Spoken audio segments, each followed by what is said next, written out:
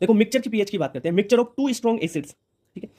अगर strong acid दो है, एक का वॉल्यूम V1 है, एक का वॉल्यूम V2 है, पहले की मोलरिटी M1 है, दूसरे की मोलरिटी M2 है, तब आपको वहां से H प्लस आयन फाइंड करना है, ठीक है। H प्लस आयन फाइंड कर लोगे, उसके बाद में आप पीएच का फॉर्मूला लगा देना, पीएच बराबर minus log of H plus. तो H प्लस आयन कैसे फाइंड आउट करोगे, M1 V1 plus M2 V2 बटा V1 प्लस V2 से। जैसे क्वेश्चन दे रखा है, calculate pH of mixture formed by mixing equal volume of pH2 and pH3 solution, ठीक है। इक्वल वॉल्यूम दे रखा है तो आप 1 मान लो, 1 लीटर मान लो सबसे पहले। तो 1 लीटर की पीएच कितनी है, 2 है एक की, तो उसका H प्लस कितना होगा, 10 टू पावर माइनस 2, ठीक है। अगर पीएच 3 है दूसरे के लिए, तो उसका H प्लस साइन कितना होगा, 10 की पावर माइनस 3, ठीक है। इतनी बात क्लियर। तो H प्लस मिक्सचर का निकालोगे कैसे, M1 V1 plus M2 V2 बटा V1 प्लस V2 करके।